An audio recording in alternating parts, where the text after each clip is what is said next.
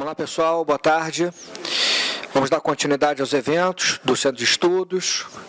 Esse evento é mais um evento voltado aos residentes e a gente vai ter o prazer de receber mais um colega do 8º concurso, no caso o Thierry. O Thierry, o sobrenome dele é diferente, Mogenot. Falei certo? Thierry Mogenot Bonfim vai falar sobre o tema da regulação em serviços públicos. Thierry é procurador do município do Rio de Janeiro, do 8º concurso. Ele está lotado na PUMA, que é a procuradoria que lida com o meio ambiente, matéria de urbanismo também. E ele é pós-graduado em processo civil pela Uninter. Então, eu queria agradecer ao Thierry, assim como eu tenho agradecido a todos os colegas do 8º concurso, pela parceria com o Centro de Estudos, sempre falando aqui sobre temas relevantes, todos os colegas que estão já há algum tempo com a gente, dividindo aqui a casa. Então, Thierry, obrigado.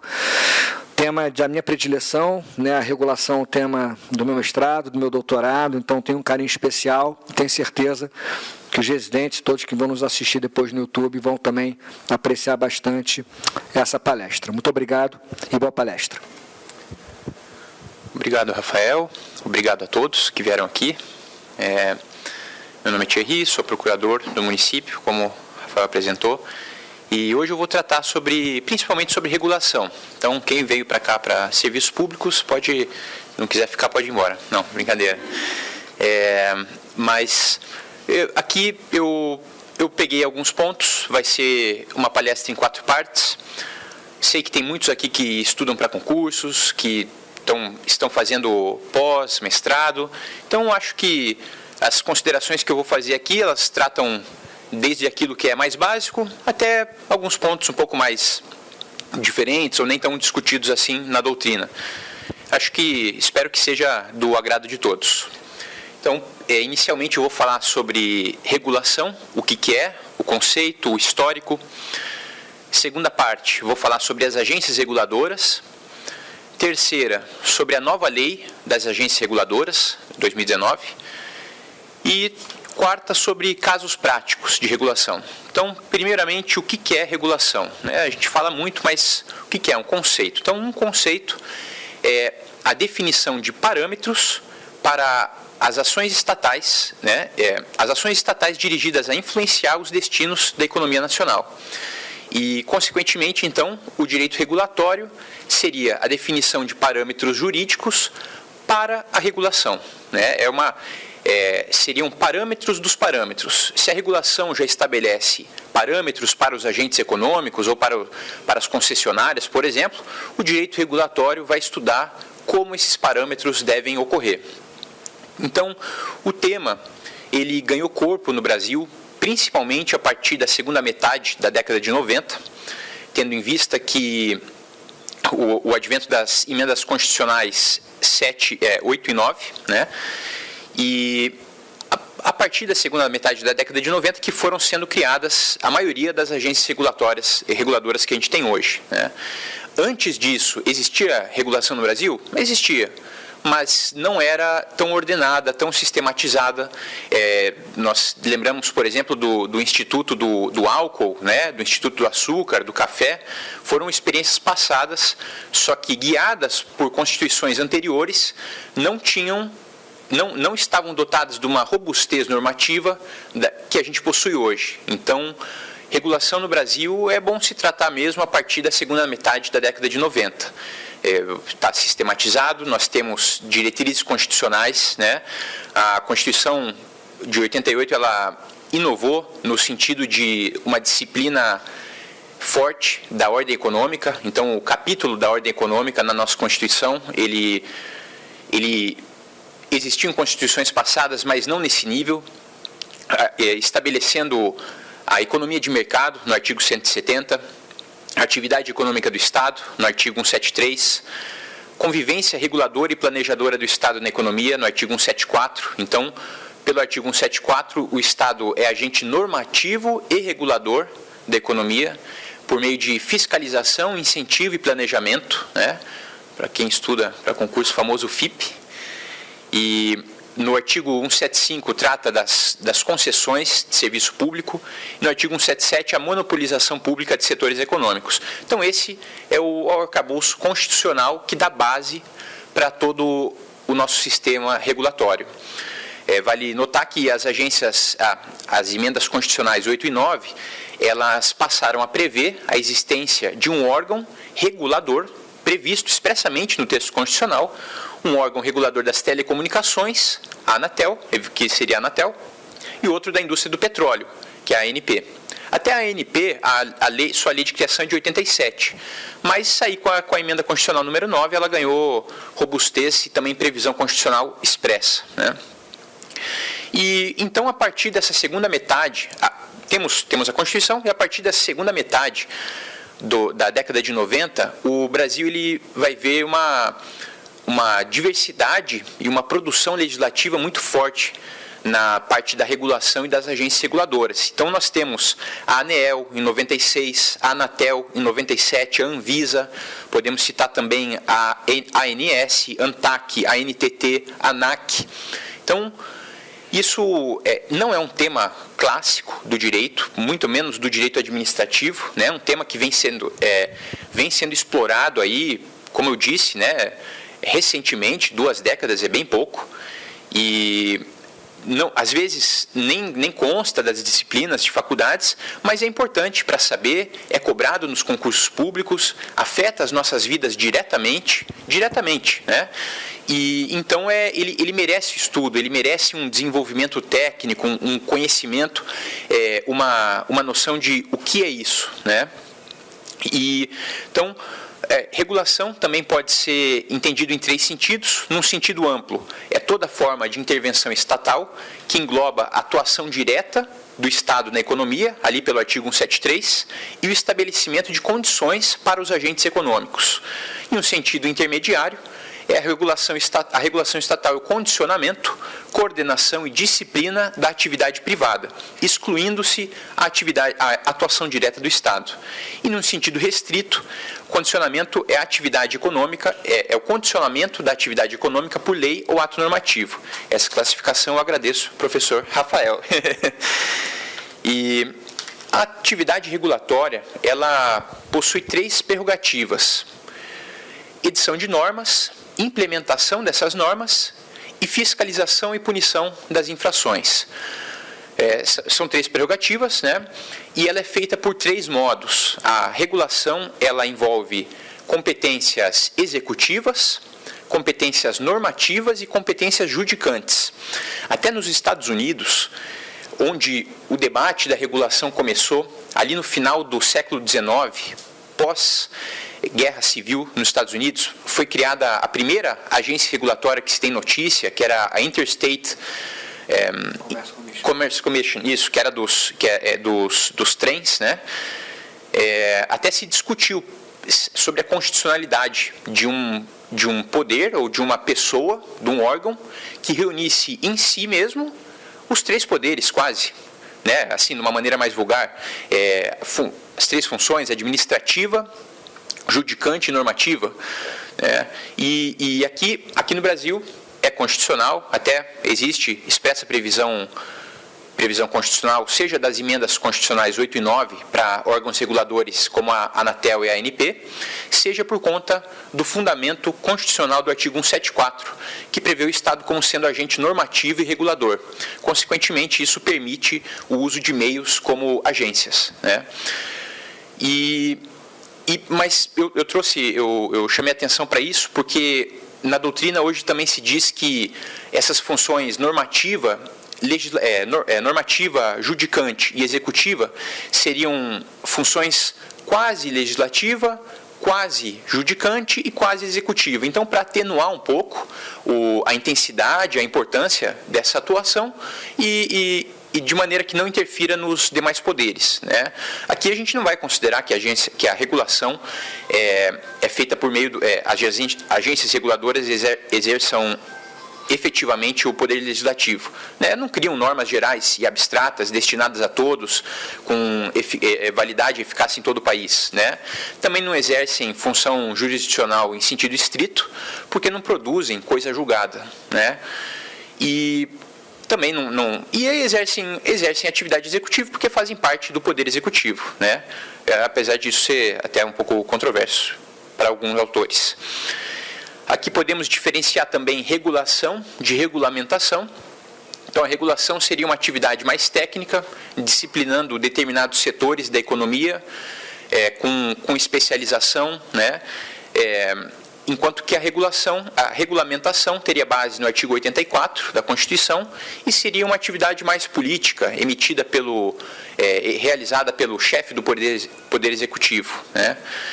E na doutrina americana temos alguns critérios para definir se uma regulação é boa ou não.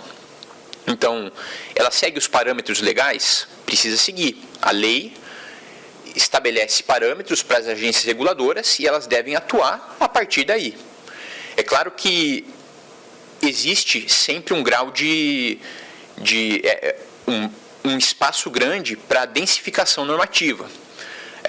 A lei ela estabelece parâmetros, mas se ela fosse estabelecer com detalhe tudo aquilo, todos os temas em detalhe que a agência reguladora faria, aí não se trataria de uma agência reguladora, seria uma mera executora de uma lei exaustiva, o que seria, na verdade, impossível se nós considerarmos a complexidade dos nossos setores da economia e dos sistemas econômicos. Então, a lei estabelece standards, cláusulas abertas, digamos assim, para que sejam densificadas pela atuação técnica, né, regulatória de uma agência reguladora.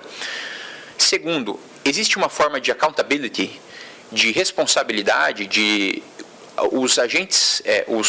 a agência reguladora responde a alguém, né? Como que se dá isso? Existe transparência, existe debate com o setor público, com os afetados pela regulação, com as pessoas interessadas, né? Isso é uma forma de accountability. Os procedimentos são justos, acessíveis e abertos. O regulador possui expertise o suficiente. As ações adotadas são eficientes para atingir os objetivos, né? Então, esses são alguns critérios. E fundamentos para a regulação seriam a expansão dos serviços, a universalização, a melhora na qualidade, a adaptação com as tecnologias novas, de algum modo, a questão da concorrência, apesar de aqui no Brasil nós temos um órgão específico para isso, que é o CADE, né? Então, esses são alguns fundamentos, também compreendidos na lógica de que a economia de mercado ela possui falhas,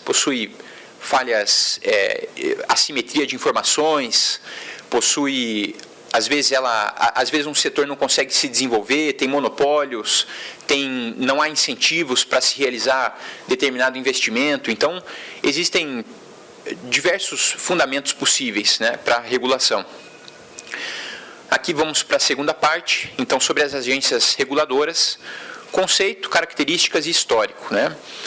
O conceito, nós podemos tratar como autarquias aqui no Brasil, né? São autarquias especiais, dotadas de uma especificação, que atuam para regular determinados setores da economia, seja de atividades econômicas em sentido estrito, seja de serviços públicos. Então, de serviços públicos, nós poderíamos citar, por exemplo, a ANEEL, a Anatel, né, serviços públicos concedidos. E de atividades econômicas, temos a Ancine, né, a ANS, a depender, no entanto, a saúde é tanto um serviço público quanto uma atividade econômica em sentido estrito aqui no Brasil, né? E as características dessas agências reguladoras são que elas são independentes, mas não são soberanas. A sua competência é definida por estándares legislativos. Os regulamentos dirigem-se diretamente aos agentes econômicos, e aqui está uma característica muito interessante, porque tradicionalmente no direito administrativo, o regulamento ele se dirige à administração pública, a organizar internamente a administração pública, e aqui nós temos espécies normativas infralegais que atuam diretamente sobre a ação dos agentes econômicos. Então, isso daqui é por isso que a parte da doutrina, como o querido professor Egon, lá de Curitiba, entende que a regulação ela envolve uma certa criação também, um espaço dinâmico em que não existem respostas dedutíveis a priori e que a atuação da agência reguladora vai ter que ser ali in natura, in loco, criando efetivamente ali e decidindo questões práticas. Então, e as agências também se submetem a controle externo. Esse controle tem que se notar que não é uma subordinação, né? Submete-se a controle externo, por exemplo, do Tribunal de Contas, mas naquilo que diz respeito às suas contas, seu pessoal, infraestrutura, né? Não a sua atividade fim, que é a definição de atividades econômicas, a definição de comportamentos econômicos. Alguns fundamentos para as agências reguladoras são a despolitização da regulação de setores da economia, com maior tratamento técnico e maior segurança jurídica ao setor regulado, e a necessidade de celeridade na regulação das atividades. Isso porque, como nós veremos mais para frente, não tem como o Congresso, apesar de ser o Poder Legislativo, decidir em detalhe aquilo que os agentes econômicos devem ou não fazer. Existem questões práticas, questões que surgem no dia a dia e que o Congresso não tem condições de explorar isso, de definir. Então, se cria uma autarquia, né, pela descentralização administrativa, o artigo 37, inciso 19 da Constituição, se cria uma autarquia especialmente para lidar com isso. E hoje nós vemos que isso é muito importante, é necessário para o país, de fato. Nós temos, então, ali a classificação, que eu já passei. O seu regime jurídico, ele envolve a técnica da deslegalização. Então, elas têm um poder normativo concedido pelo próprio Poder Legislativo, que pela deslegalização, a lei retira certos atos do domínio da lei e passa-os para o domínio do regulamento. A doutrina também chama de degradação da hierarquia normativa, de forma que matérias que originalmente poderiam ser tratadas por lei são, de certo modo, delegadas indiretamente delegadas para uma agência reguladora, para que ela realize essa normatização. E aqui até existe uma controvérsia no sentido de que será que lei posterior poderia... A lei delegou para a agência reguladora, e a agência reguladora foi lá e editou um regulamento sobre o assunto X. Lei posterior poderia dispor sobre o contrário do regulamento X, então poderia dispor em sentido contrário, revogando ad hoc aquela competência, chamando para si e estabelecendo algo diferente. Essa é uma discussão que se chama da questão da reserva de regulamento. Então, muitos aqui conhecem a questão da reserva de jurisdição, né? Por exemplo, para casos em que precisa do judiciário para emitir uma decisão em que se faça uma busca e apreensão em um domicílio, uma interceptação telefônica. Essa é a reserva de jurisdição. Tem a reserva legal, que são matérias que só podem ser disciplinadas por lei, e tem a reserva de administração, que são matérias que compõem o núcleo da atuação do Poder Executivo, da administração. E aqui, dentro dessa reserva de administração, a discussão é se haveria, então, uma reserva de regulamento, algo em que nem a lei pode atingir, porque está reservado para uma agência reguladora. E, apesar da controvérsia, já existe julgados no Supremo Tribunal Federal reconhecendo a existência de uma reserva de regulamento. Eu trouxe aqui o caso das pílulas da fosfetanolamina, né, as chamadas pílulas do câncer, que foram produzidas ali, se eu não me engano, pela USP, né, teve pesquisas, aí a Anvisa negou o registro, comercialização, e houve um movimento político, né, para que fosse liberado o uso. Então, o Congresso editou uma lei em 2016, Congresso Nacional editou uma lei contrariando o regulamento da Ancine, contrariando a decisão da agência reguladora e ditando que no Brasil seria lícito o uso, distribuição, registro da fosfetanolamina, né? E então, em contradição direta. E aqui nós podemos pensar, olha, como que se o próprio Poder Legislativo delegou, ele não poderia afastar de si mesmo, colocar algo fora do próprio alcance, pelo mesmo instrumento normativo que ele utilizou originalmente para delegar. Então, se ele, por meio de lei, criou a agência reguladora, por que ele, que detém a função típica de legislar, não poderia também resguardar para si a competência de disciplinar sobre esses assuntos? Essa é uma ponderação interessante. No entanto, se nós considerarmos, e aqui foi o sentido do STF, a despeito do voto divergente do ministro Fachin, se nós considerarmos a especialização técnica das agências, o maior contato que elas têm com essas questões, que não são simples e não são questões meramente políticas, mas existe a necessidade de estudos, de preparação, existe uma coerência da regulação, uma coerência da política regulatória, foi entendido que, uma vez densificado o direito fundamental, por meio de leis e regulamentos, positivando-se a possibilidade da atuação da agência regulatória e a agência regulatória efetivamente exercendo isso na forma de uma diretriz, na forma de uma decisão, não se pode instalar um retrocesso regulatório a vulnerabilizar o direito fundamental à saúde, o entendimento do STF. Então,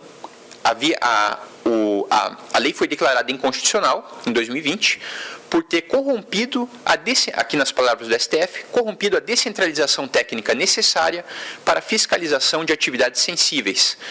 E aqui o fundamento foi violação da separação dos poderes. Lembram que as agências originalmente foram, havia esse questionamento sobre a sua violação à separação dos poderes, considerando as três atividades normativa, executiva e judicante que elas exerciam. Aqui foi protegida a competência da agência reguladora, justamente defendendo-se a separação dos poderes, e que ali a lei teria ferido isso, da competência executiva.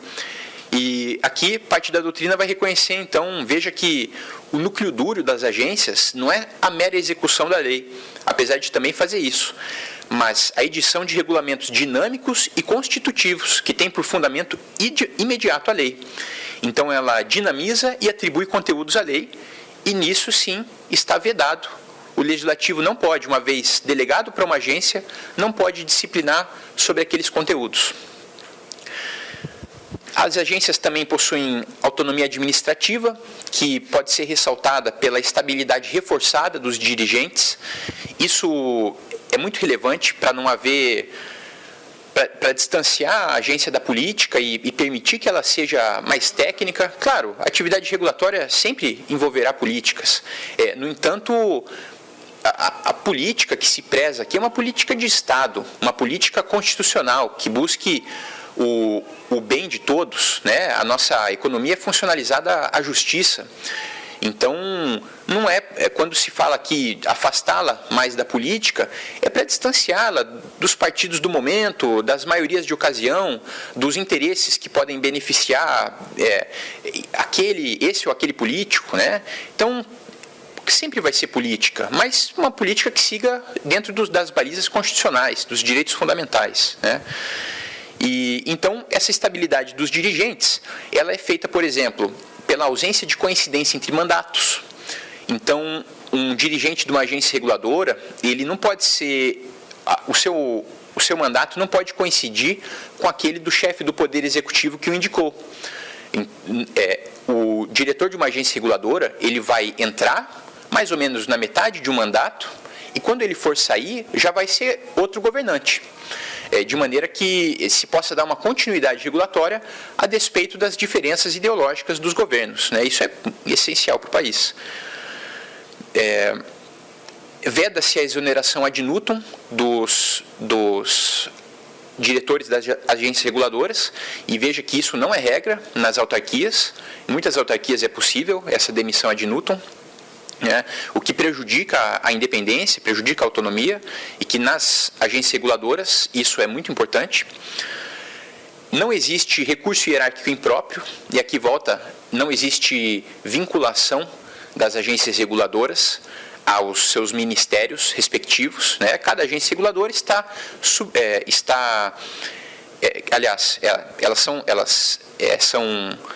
não são subordinadas, mas são vinculadas, né? Existe uma vinculação, mas não uma hierarquia. Vinculação em sentido técnico aqui.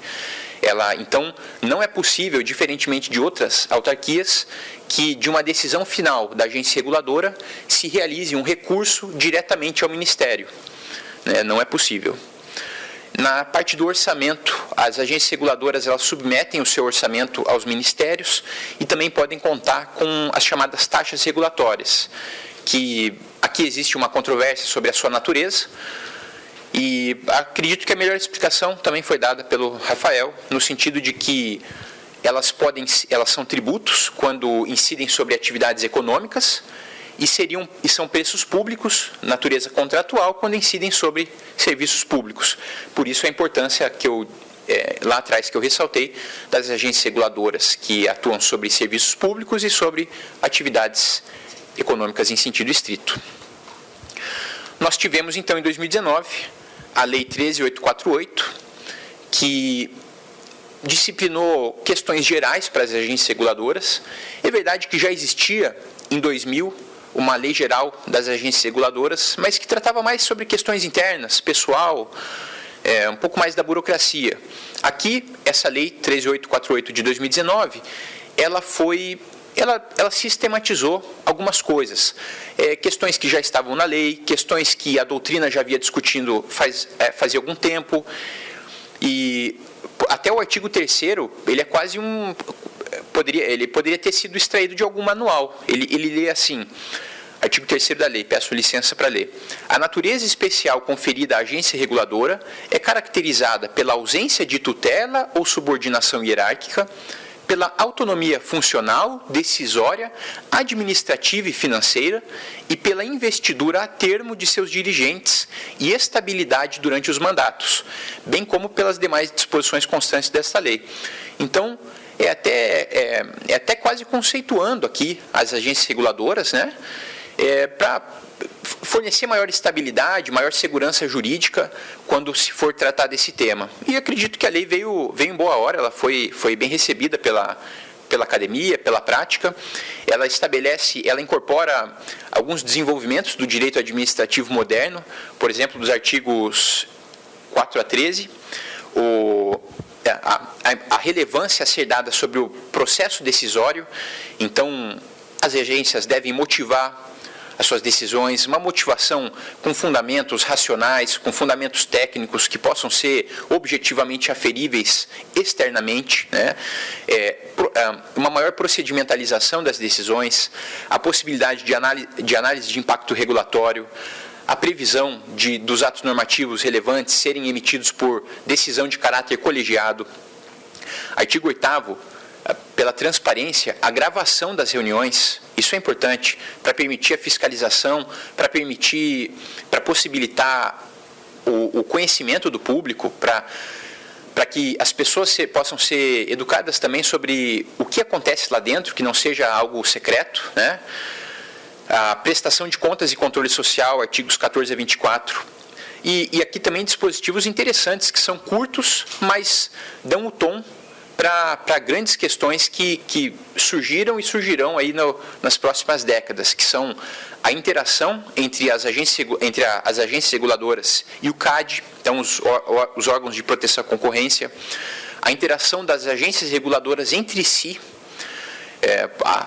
em temas conexos, né, em temas que envolvem ambas, por exemplo, setores que envolvem a ANAC e a ANAC e a NTT, né, é possível diversas configurações.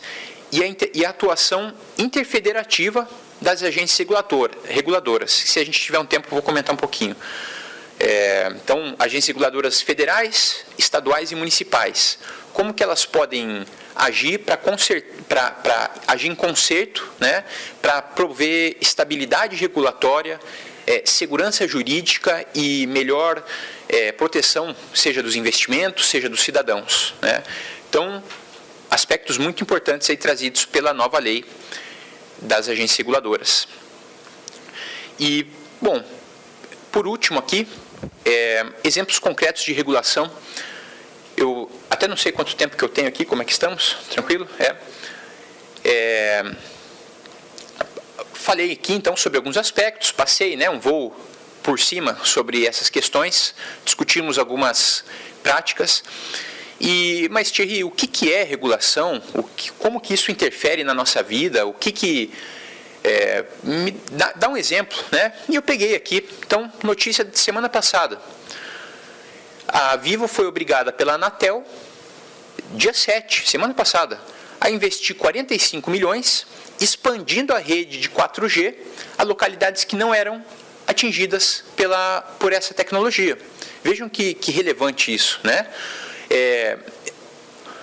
Lugares que não eram atingidos pelo 4G, a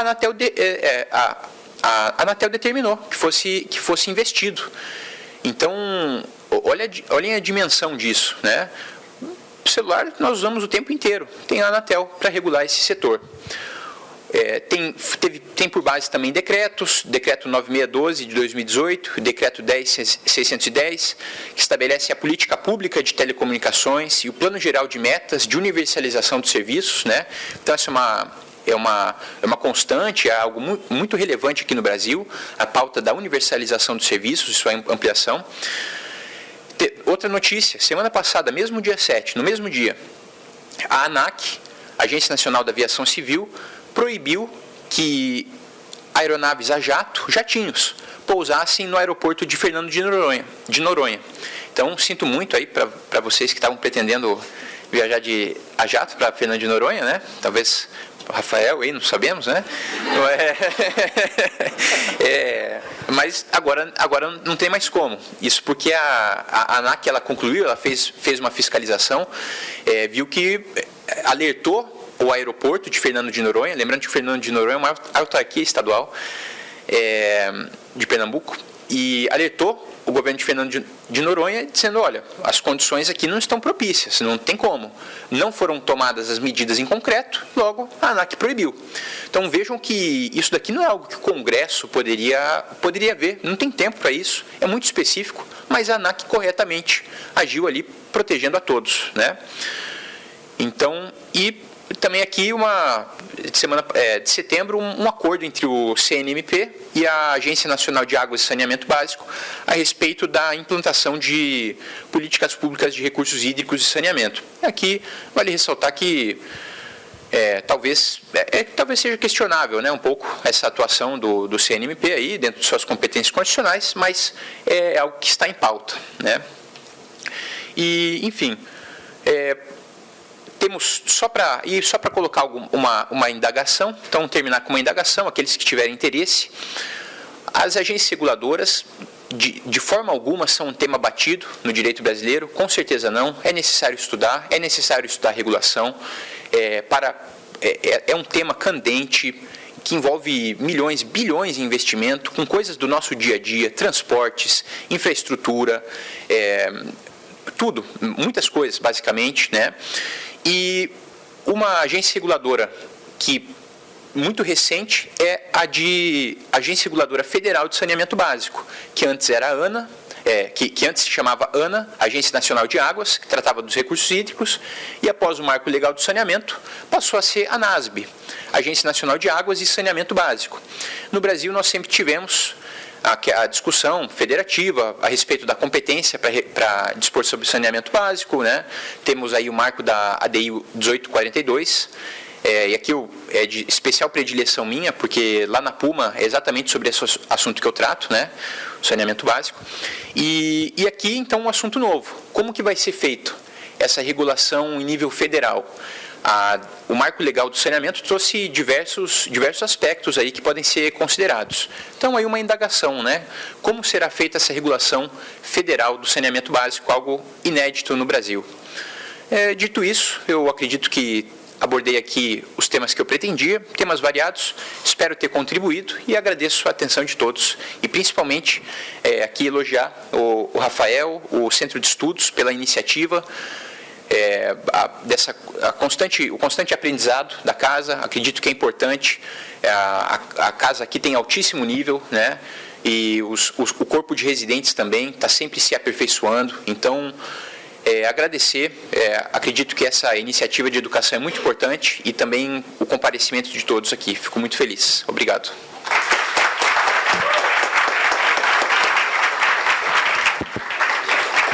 Obrigado, Thierry. Excelente palestra.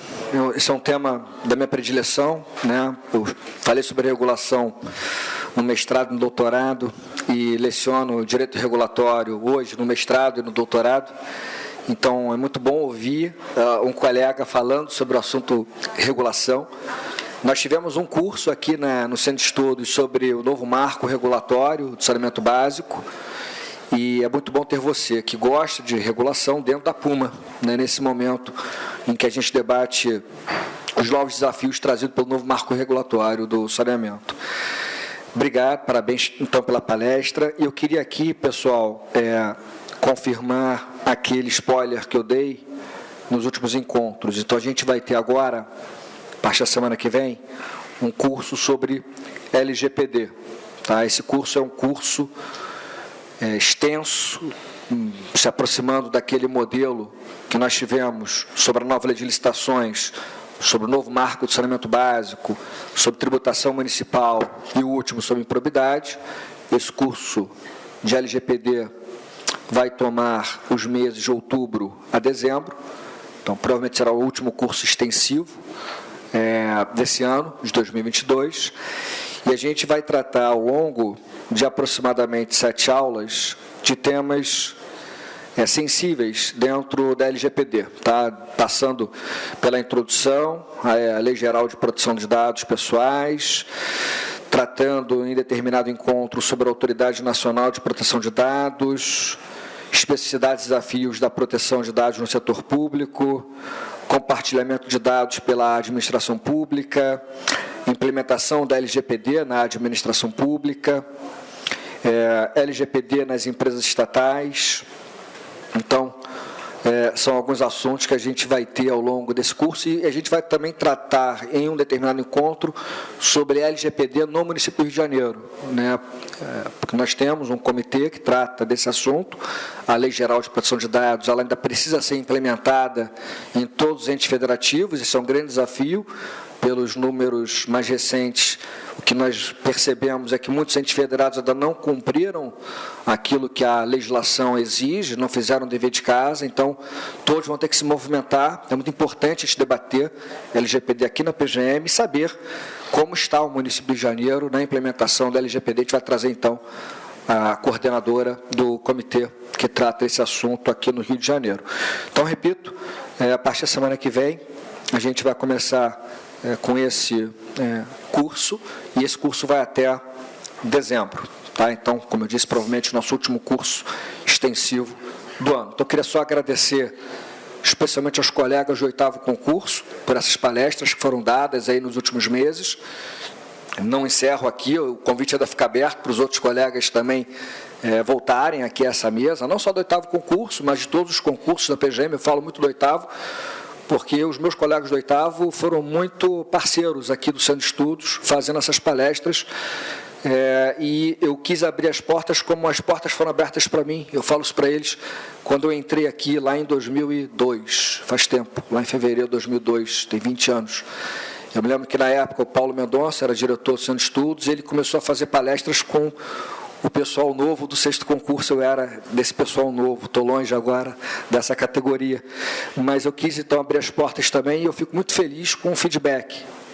Não só a aceitação rápida dos convites, a predisposição dos colegas do 8º de participarem aqui dessas palestras, mas muito especialmente pelo nível apresentado. Todas as palestras foram, sem nenhum exagero, sensacionais, assim, sobre temas variados. Então, fico muito feliz, e fica aqui meu agradecimento de público a todos os colegas do 8º concurso. Tá?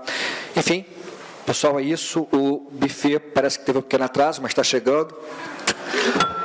Se puder esperar um pouquinho, isso é importante.